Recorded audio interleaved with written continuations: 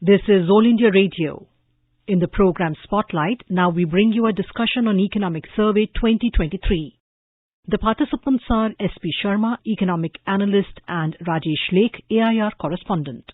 Dr. Sharma, India's growth outlook seems better than in the pre-pandemic years, and it is prepared to grow at its potential in the medium term. This is what the outlook of the Economic Survey 2022-23 says. What is your comment on that? Yes, because now we have great resilience of our economy, supported by so many reforms undertaken by the government during the last 3 years, particularly after the coronavirus. So we recovered sharply from the impact of coronavirus in 2021, and we recovered in the second quarter, and that was the quick recovery. And in the next year, we posted at around 9% growth, 8.8% growth in the financial year of 21-22 from the lows of 2021. So that was a quick recovery and sound recovery, that we were the fastest moving economy in the world economic system, and we were very much resilient and visible in the global charts. Now, our growth after the great growth of post-pandemic year, 21-22, again we are posting a 7% growth rate for the current year, that is 22-23. And for the next year, now the economic survey is envisaging that we will grow at around 6.5%. So we are consistently growing from the lows of coronavirus. We posted growth number of around 9%, then we are posting around 7% for the current year, and second year again we will grow at 6.5% despite so many headwinds, despite high inflation, despite so many uncertainties in the global market arena. So our economy has become resilient economy, particularly after the coronavirus, with the support of various segments of the economy. Like our agriculture sector is very, very supportive, for which we are growing 3% during the last 3-4 years. That is a great support of the agriculture sector, and that has built a strong resilience of the Indian economy. So what, according to you, are the highlights of the economic survey? Yes, the highlights are that we will grow at around 6.5% for the next year, and our nominal growth will be at around 11%, and capital investments by the government are increasing at the rate of more than 60%, and private investments are also reviving, and export trajectory, though slowing, but the sound demand is supporting the economy to post the desired growth number, and inflation is now diminishing, though the economy faced high inflation trajectory whole of the year, which has now started diminishing. And going forward, we have a great opportunity. We are still fastest moving economy despite so many headwinds, and we will remain a bright spot in the global ecosystem for the next many years. So economic survey is very positive and providing a great picture of the Indian economy, that yes, we are progressing towards to developed economy, and we have already recovered from the coronavirus. Now we have a great next orbit to enter to post the new numbers and to become more and more strong and visible in the global ecosystem. So what about the retail inflation? It is heartening to note with what RBI says that the target range in November 2022 is back. Yes, though inflation impacted the economy, and economy was earlier projected to grow more than 8%, but with the impact of inflation, that too in the global market arena, inflation was very high. So that's why economic growth was not that much intact, more than 8%. So, but we are able to grow more than 7%. Though RBI increased the repo rate by 125 basis points since March 2022, but the support of the demand trajectory and the support of the resilient sectors of the economy, we are able to grow at a comfortable rate of 7%. Though many economies are still facing the heat of the inflation, and inflation is at high or peak rate in these recent months also. But we controlled the inflation in our earlier months, like we started our policy process, calibrated policy steps to control the inflation in the months of March, April, May. And we were able to achieve the peak of the inflation during the months of June and July, and after that inflation had started decelerating, and now both inflations, WPI and CPI, are below 6%. The survey also says that once the global shocks of the pandemic and the Russian-Ukraine conflict resulting in spike of commodity crisis fade away, the Indian economy is poised to grow faster in the coming decade. That's quite heartening to note.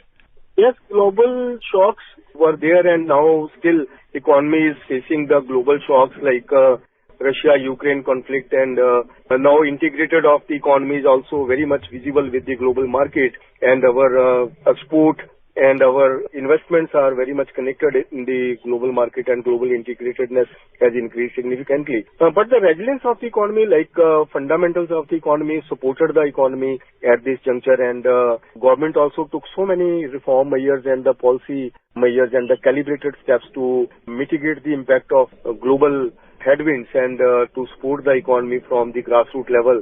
And I believe the demand trajectory, the sound demand is a major growth driver of the Indian economy at this juncture, and that has to be supported with so many reforms. Like I am thinking that government must focus on consumption-driven budget, which will provide a great room for the factories to expand their capacity levels, because if the demand is increased, and that is also supported by the government with the direct benefit transfers and so many other measures like tax incentives to the middle class, then there will be capacity expansion in the factories. With the increased consumption level, the capacity expansions will happen, and production possibility frontiers will also expand. And the factories will also be able to deploy more and more workforce in their respective premises. So I think that will be a great big push to the economy if the government focuses on rationalizing the taxes, particularly for the middle class, and personal disposable income is increased, and they are able to spend more in the market. In the economic survey, Dr. Sharma, with improved balance sheets of the banking and non-banking and corporate sectors, fresh credit cycle has begun, as is evident from the double-digit growth in bank credit over the past months. How do you see the future of banking now in India? Yes, I think this was both way. Like, firstly, the government did reforms for the MSME sector, and they provided the ECLG scheme. Emergency Credit Line Guarantee Scheme was there to support the MSME sector.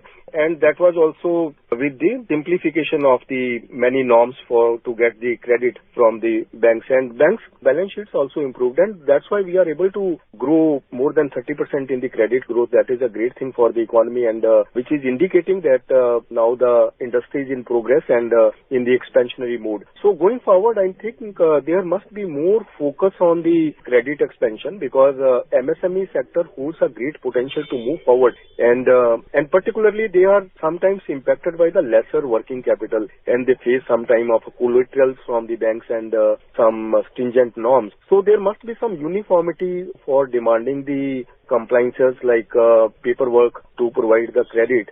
So if this facilitation becomes more and more strong and simplified, I think credit growth will expand more from this level and provide a great facilitation to the MSME sector and their contribution in the growth trajectory in the GDP growth of the country. Now, the economy has started benefiting from the efficiency gains resulting from greater formalization, higher financial inclusion, and economic opportunities created by digital technology-based economic reform. So, what do you foresee the role of technology going forward? Yes, I would say that before the adoption of technology or a digital economy, I think GST was also a major growth driver to convert the informal economy in the formal system, because GST earlier came with some complication, but month after month, quarter after quarter, and year after year, GST is becoming more and more simple, and people are adopting the GST, and which is also reflected from the tax in GST collections every month. So with the GST and the faceless interactions in the direct taxation, now digital systems are becoming more and more robust, and digital transactions are now in billions. So going forward, I think this will provide a great ease of doing business and ease of living to the people for adoption of these new technologies, and particularly the adoption of the digital economy. So there seems to be strong medium-term growth magnets to aid India's economic growth. So what's your take on it, Dr. Sharma? Yes, I think all these systems like the modernization and technological developments, digitalization, all these things are going to impact positively the growth system, and they will speed up the growth system and enhance the GDP, because with the speed of the transactions like digital transactions, there is a great scope to expand more and to save the time. So we look forward that growth will become more and more strong with the adoption of the digital technologies and modernization processes. So what about the various reforms that have been undertaken between 2014 and 2022 and how they have strengthened the Indian economy? Yes, there are so many lucrative reforms like after the impact of coronavirus and slowdown in the economy, government started reforms. Atmanirbhar reforms were there, and then the government provided so many reforms for the MSME sector, NBFC, for the agriculture sector also. And recently government has announced a great policy which is National Logistics Policy. I think sometimes the businesses face high transaction cost because of the tedious transportation system and the high logistic cost. So now the government has come out with the simplified logistics policy, which is very much compatible with the industry, and I think cost of logistics will reduce, which is right now at 14% of GDP. So with the improvement in the logistic cost and the ease of doing business, like government has introduced the single window system, which is now adopted by more than 16 states and which is providing a great room to the industry and the particularly MSMEs to move forward and to get their approval at the faster pace. So all these recent reforms are very much beneficial for the trade and industry, and impact of such reforms has become also visible as we are now a resilient economy despite so many headwinds, despite so many difficulties, and despite so many uncertainties. The growth trajectory is strong, and we are the fastest moving economy among the leading economies. The finance minister stated that with an underlying emphasis on improving the ease of living and doing business, the reforms that you just mentioned, Dr. Sharma, were based on the broad principles of creating public goods, adopting trust-based governance, co-partnering with the private sector for development, and improving agricultural productivity. This seems to be a step in the right direction going forward. Yes, all these reforms are majorly pathfinder, because earlier some roadblocks were there in the investments and approvals were not happening and the processes were so much time taking. So now with the advent of reforms, particularly the speed of reforms after the impact of coronavirus has supported the economy and made it more and more resilient in the global ecosystem, which is visible by the numbers. And also, what about the fiscal developments? Government has shown government has said that there's a resilient performance during the year FY23, facilitated by recovery in economic activity and also, buoyancy in revenues from direct taxes and GST and realistic assumptions in the budget. So, how do you foresee 2023-24? Yes, I think that is true that our taxation system has improved and the revenue projections also have come true, and government is able to improve the fiscal deficit, and worries are diminishing, and for the next year fiscal deficit will be more in a improved form. So because now the economy has projected at the rate of 6.5% and the nominal growth will be at around 11%. So the collections and the revenue trajectory will remain intact, and the government finances will also be strong, and fiscal deficit will also be addressed. I think next financial year we will have a below 6% fiscal deficit to move forward from here. Thank you so much, Dr. Sharma, for being with us and throwing light on the Economic Survey 2022-23. Thank you. You were listening to a discussion on Economic Survey 2023. The participants were Economic Analyst S.P. Sharma and Rajesh Lake, AIR Correspondent. This program was produced and presented by the News Services Division of All India Radio. You can listen to it on our mobile app, News on AIR. This program is also available on our YouTube channel, News on AIR Official. You may email your opinion about this program at airnsttalks@gmail.com. This is All India Radio. In the program Spotlight, now we bring you a discussion on Union Budget 2023-24. The participants are Suman Berry, Vice Chairman, Niti Ayog, and AIR correspondents S. Rangabashyam and Amit Goyal. Good evening, listeners, and welcome to this special post-budget discussion program on All India Radio. I am S. Rangabashyam, and with me is my co-anchor in Hindi, Amit Goyal. नमस्कार, आकाशवाणी के इस budget विशेष चर्चा कार्यक्रम में आप सभी का स्वागत है।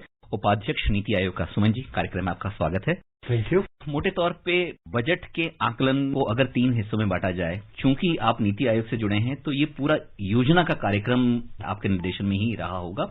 सरकार की क्या मंशा थी जब बजट बनाया था, तो उसमें सामने कौन कौन सी ऐसी चुनौतियां थी जिनको सबसे पहले उसको पार पाना था? बजट से एक दिन पहले इकोनॉमिक सर्वे पार्लियामेंट में पेश होती है। That context is India now sees itself as fully recovered from the pandemic. That's point number 1. Point number 2, that there remain global headwinds.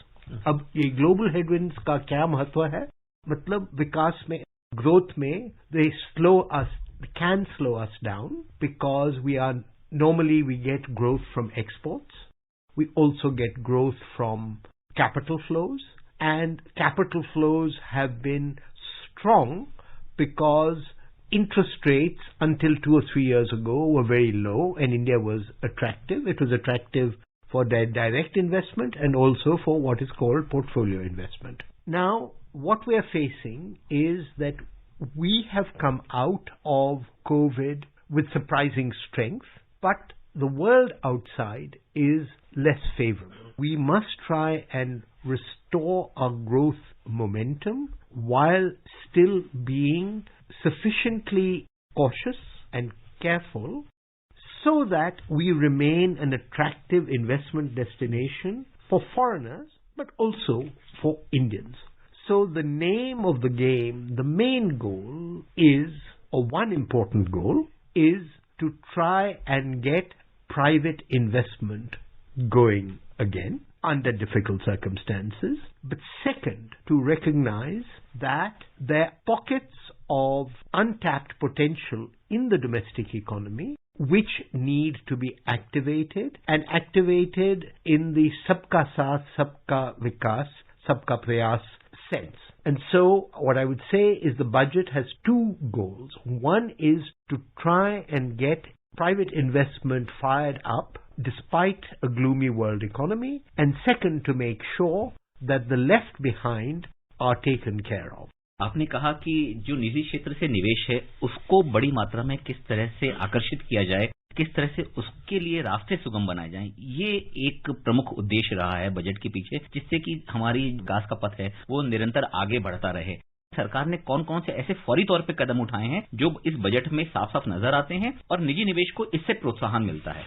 We envision a prosperous and inclusive India in which the fruits of development reach all regions and citizens, especially youths, women, farmers, OBCs, scheduled castes and scheduled tribes.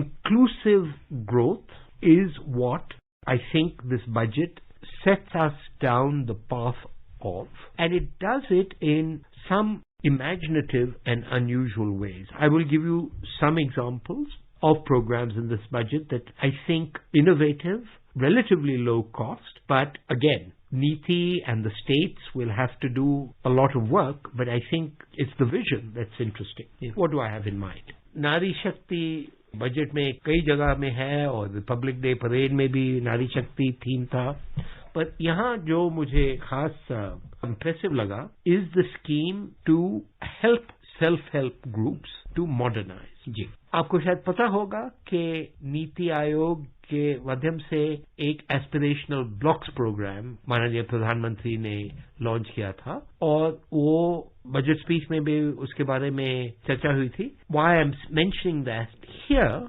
is because the logic or the strategy of the aspirational blocks program is that if you focus on an issue, you don't necessarily have to put a lot of money into it to get development response.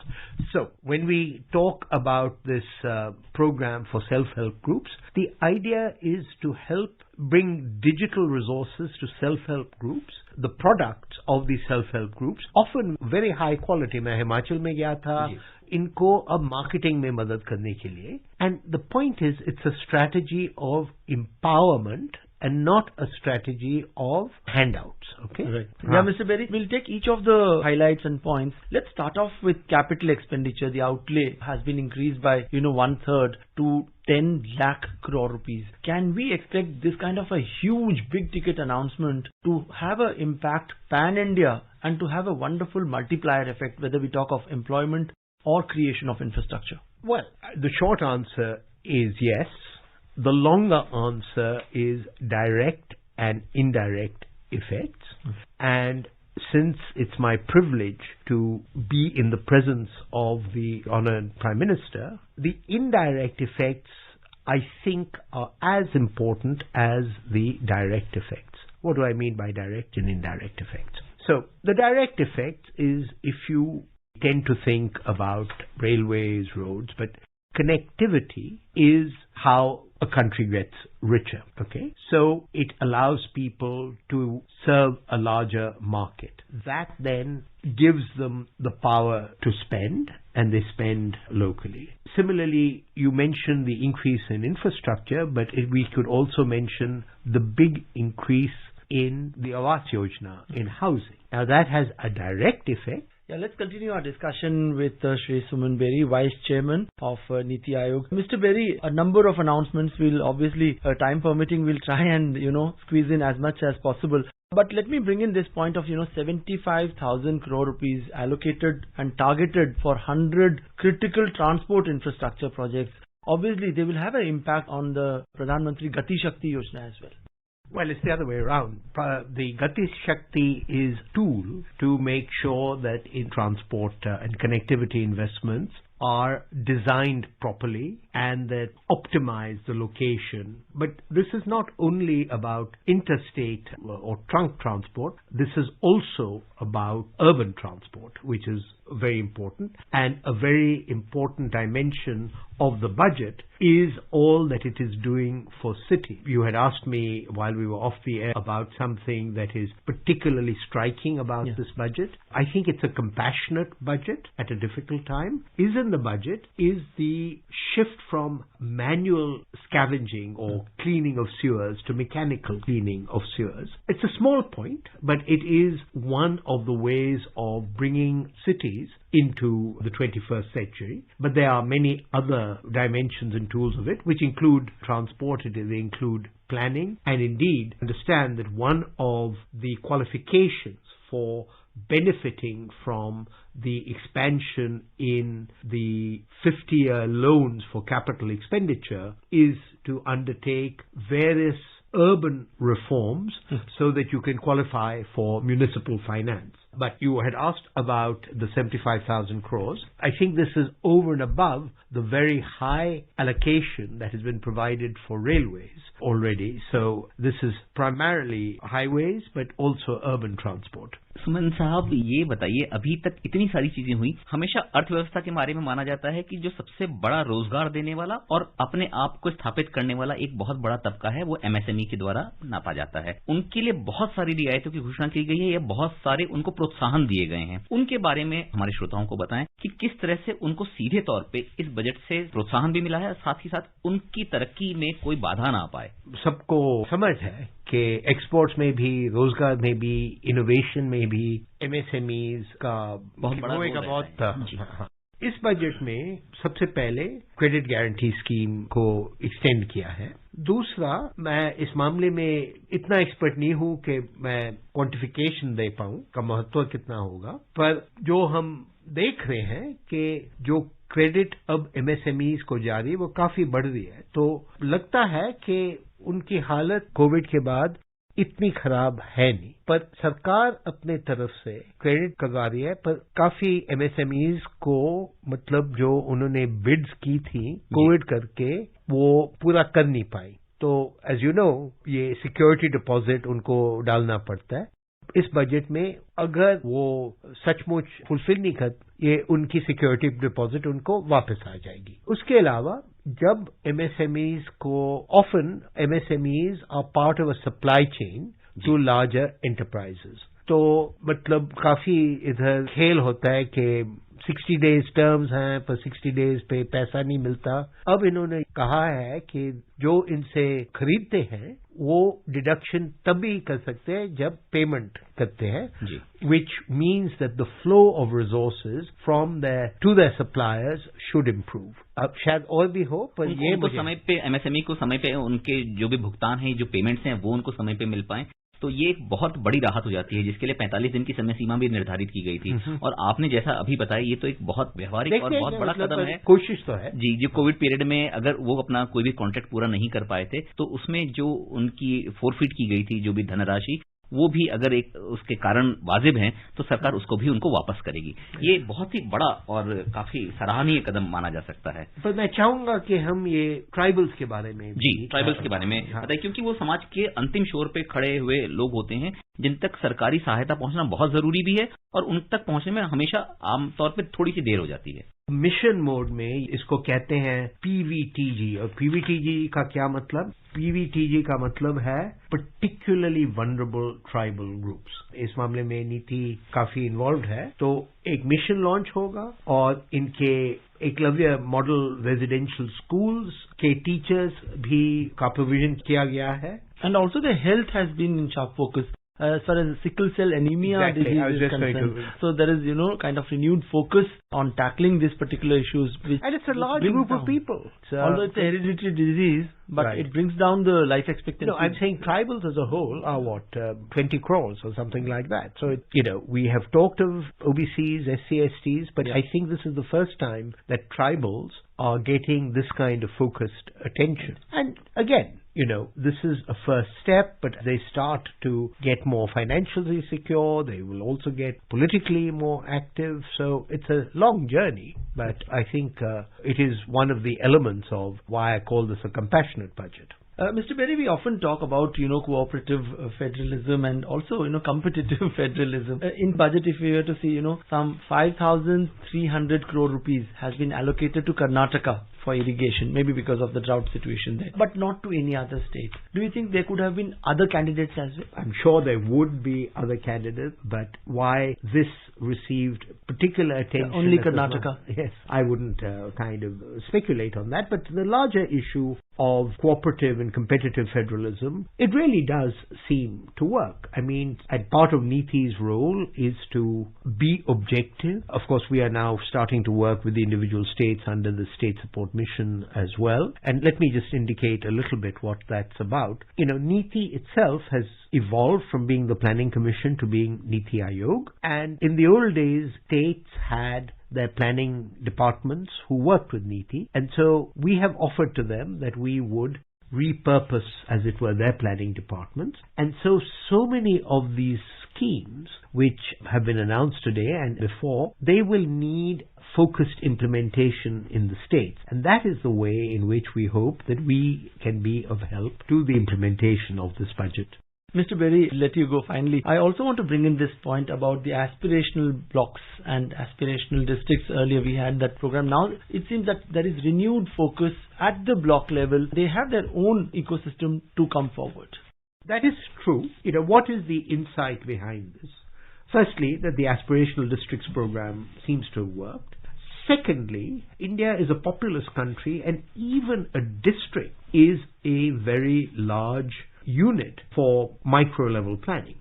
All effective planning is done at a very local level there. I mean, so that is, I think, the Honourable Prime Minister's vision, that accountability and engagement really only happens at the local level. Thank you so much for joining us on this special budget discussion program. It's my privilege. You were listening to a discussion on Union Budget 2023-24. The participants were Suman Berry, Vice Chairman, Niti Aayog, and AIR correspondents S. Rangabashyam and Amit Goyal. This program was produced and presented by the News Services Division of All India Radio. You can listen to it on our mobile app, News on AIR. This program is also available on our YouTube channel, News on AIR Official. You may email your opinion about this program at airnsttalks@gmail.com. This is All India Radio. In the program Spotlight, now we bring you a discussion on Union Budget 2023-24, Industries and Manufacturing Sector.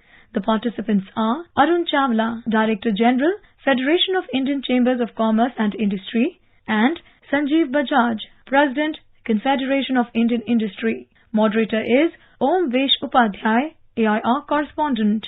To discuss on the finer details of Union Budget 2023 and what it offers to the industry and manufacturing sector, we have with us Mr. Sanjeev Bajaj, President, Confederation of Indian Industry, and Mr. Arun Chawla, Director General of Federation of Indian Chambers of Commerce and Industry. We will discuss with them about what the new initiatives that we will see in near future that got a mention in Union Budget of this year, plus what the industry and manufacturer sector is getting in particular. And I welcome you both in the discussion, Mr. Bajaj and Mr. Chawla. Shukriya. Thank you. To begin the discussion, I would like to know from you, Mr. Bajaj, that in a very quick view, what the Union Budget offers to the corporate world and how it will support and strengthen the economy. Overall ये budget जो है ये growth oriented है, inclusive है और फिस्कली prudent है, तो हम इसे एक बैलेंस बजट बताएंगे। और इस बजट में जो significant increase in public capex spending रही है, this is a welcome step. ये सीआई की एक रिकमेंडेशन थी।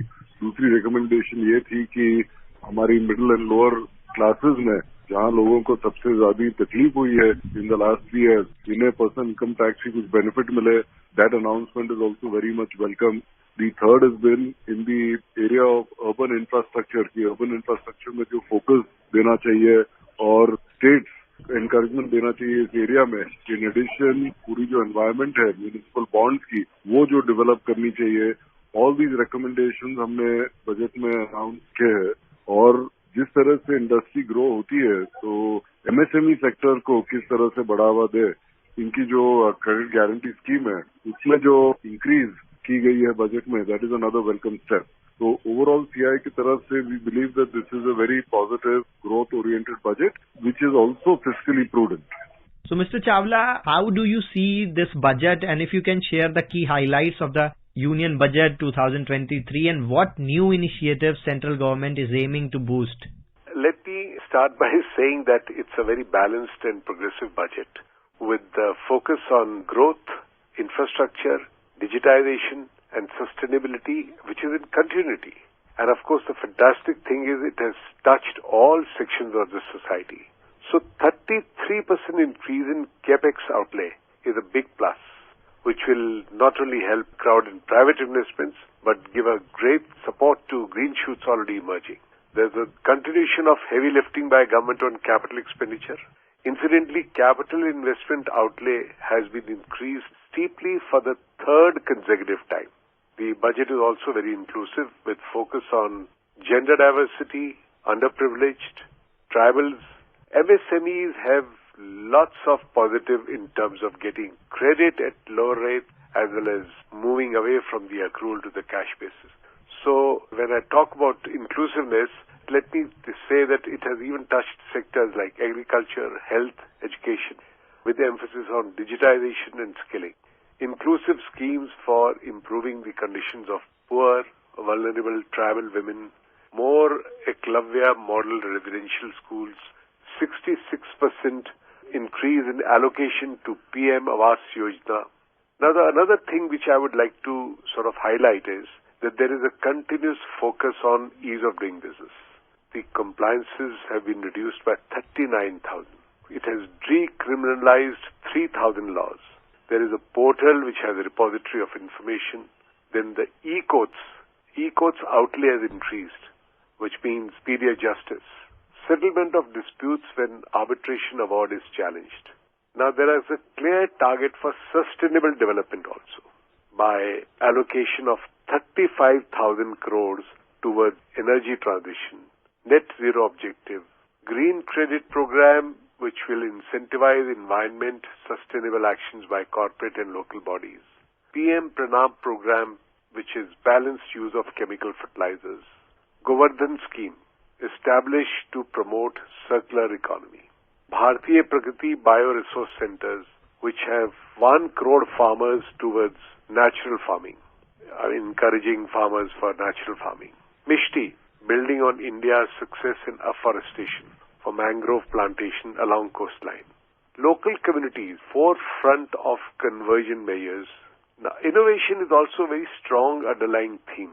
Innovation is very important for any country to break out of the middle income trap. Finally, I would say that this is a very credible budget. It is meeting fiscal deficit intact. It is keeping fiscal deficit intact, and the glide path has been well defined with intention to bring it down below 4% in the next 3 years. The tax structure changes, which will mostly certainly help the increased consumption, and this is a bonanza for the middle class. Mr. Chawla, in your answer, you very rightly mentioned that capital expenditure witnessed a 33% hike and Prime Minister's Awas Yojana share increased by 66% to focus majorly on Tier 1 and Tier 2 cities. How can these capital investment will contribute in creating opportunities for job and employment? देखिए, capital expenditure जो है automatically employment oriented, और ये ना कि सिर्फ central government ने add किया है, उन्होंने स्टेट गवर्नमेंट्स को भी ऐड किया है, which means 4.5% of the GDP का बढ़ावा होएगा उससे।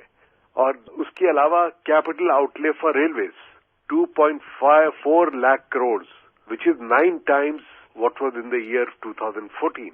तो आप अंदाजा लगा सकते हैं कि कितने इसमें ऑटोमेटिकली जॉब्स जनरेट होंगे। 50 additional airports, heliports to be revived to improve regional air connectivity. More than 100 transport projects across multiple sectors. So jobs तो automatically बढ़ेंगे ही बढ़ेंगे.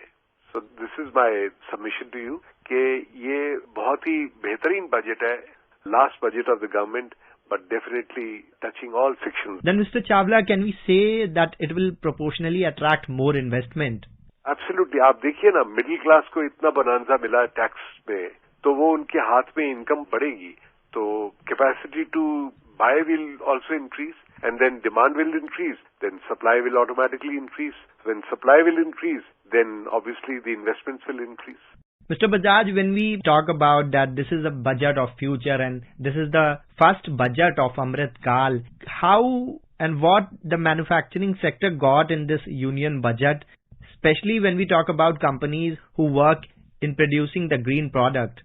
Firstly, the 35,000 crore outlay that has been announced for green transition is a very strong number. In addition, the entire digitization of agriculture and the agricultural supply base, from the strengthening of farmer-producer organizations, the clustering focus that has been brought in, should bring in a significant amount of investment to improve productivity and efficiency across agriculture as well. Then the rationalization on customs duty structure, especially on imports, and correcting some of the inverse structure on duties, will also go in continuity with the earlier PLI scheme, it more attractive to manufacture in India. So we are seeing a number of these initiatives that have been announced, and these should have a positive impact on manufacturing in India. Sustainability is the key, be it in business or climate. In times like these, when we have our own commitments toward environment, when we talk about what was India's stand internationally about climate change and all, keeping the union budget and what it offers in mind, Mr. Chawla, how industry are being incentivized for producing and manufacturing green-based products? There is an incentive for them to become sustainable. MSMEs को भी बढ़ावा देने के लिए, MSMEs को sustainable path पे ले जाने के लिए, इसमें बहुत एक फाइन प्रिंट में तो देखना पड़ेगा कि क्या स्कीम्स है, बट ओवरऑल जो फाइनेंस मिनिस्टर ने बोला है वो बहुत ही बेहतरीन चीज है कि जिससे पूरा देश जो है मिलके आगे बढ़ पाएगा इसमें. Mr. Bajaj, there's also a mention of states who are getting interest-free infrastructure loan for 50 years to boost their work for building better and modern infrastructure to attract foreign investment and to smoothen the logistic. What's your take on this? How it will empower the states to build better and modern infrastructure? Budget की कोशिश तो यही है, by giving one additional year for the interest-free 50-year loan, it is encouraging states to focus on their urban infrastructure improvement. जो total Suez की manual scavenging होती है उसको भी जो मैकेनाइज करने में जा रहे हैं. Overall the budget is focusing on improving the ease of living, which is as important as ease of doing business. हमें अगर न्यू इन्वेस्टमेंट को अट्रैक्ट करना है वो तो स्टेट में ही आएगा, शहर में ही आएगा. If we make it more conducive, not only to set up business, but also to live, it will attract people from all over the world. तो कोशिश तो यही है, अभी ये देखना है कि how do the states pick up in the coming year. Mr. Bajaj, there's also a very hot topic to talk about is that the artificial intelligence and data policy, how they will benefit the industry in larger sense if you talk about this in context of the relevance and the significance that AI holds in the digital era we are living now. How this budget helps in works related to AI. There's also a mention of AI clubs in the education sector. If you can share any details about it. इसकी महत्व ये है, especially if you look at the proposed data protection bill, कि India, before India becomes rich, India is going to become data rich. और इसकी जो ताकत है, it will be in the hands of the individual to allow access to data of various service providers, including financial services, and use of such data can help them in getting better services, cheaper services. ये तो आज की बात हो गई, but data can also be leveraged using machine learning, artificial intelligence, और इसमें जो additional new institutes, colleges में announce की गई है, that will continue to make India a favored destination for technology, for the use of data, and should continue to provide the necessary support for the individual to get good quality services at competitive prices. When Prime Minister mentioned about the Vishwakarmas and in his budget address how training and market knowledge will be ensured in the PM Kausal Vikas Yojana 4.0, and also women are being empowered by the self-help groups. Mr. Chawla, when we say that this year's budget was an inclusive one, what it offers to the young people's aspirations of rural and suburban part of country, and if you can highlight what special initiatives will be launched in near future that are mentioned in this year's budget. मैं आपको sector wise बता सकता हूँ. Agriculture में digital public infrastructure for agriculture to be build as digital public good relevant information for crop planning, crop estimation, market intelligence, agritech industries and startups. और agriculture accelerator fund जो है, it will start agri startups in rural areas to bring modern technology to farmers. Cluster based and value chain approach through PPP model. आत्मनिर्भरता clean program to spend 2200 crore for horticulture. आप health care ले लीजिए, health, nursing and skilling, 157 new colleges to be set up. New program to promote pharma research and innovation. There were dedicated multidisciplinary courses for medical devices to be created for high-end manufacturing and research. And so is the case in education. Teacher training revised through better pedagogy. National Digital Library for Children and Adolescents will be set up to facilitate availability of wide-ranging books. So ये inclusive schemes जो हैं, ये कई सारी और निकाली हैं जिससे vulnerable, poor और tribal और विशेष करके महिलाओं को बहुत बढ़ावा मिलेगा.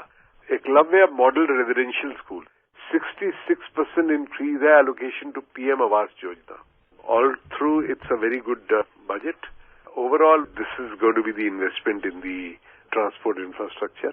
So I have not really delved on the details of the investment, which of course will be sort of given out in the fine print, and we'll see that. Thank you so much, Mr. Sanjeev Bajaj and Mr. Arun Chawla, for joining us today. You very rightly pointed out some major initiatives that we will see and the finer details of the Union Budget 2023. Thank you so much for making this conversation insightful. Shukriya. Thank you.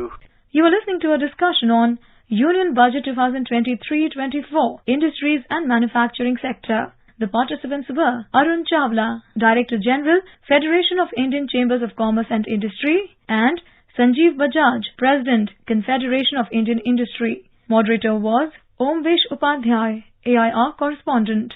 This program was produced and presented by the News Services Division of All India Radio. You can listen to it on our mobile app, News on AIR. This program is also available on our YouTube channel, News on AIR Official. You may email your opinion about this program at airnsdtalks@gmail.com.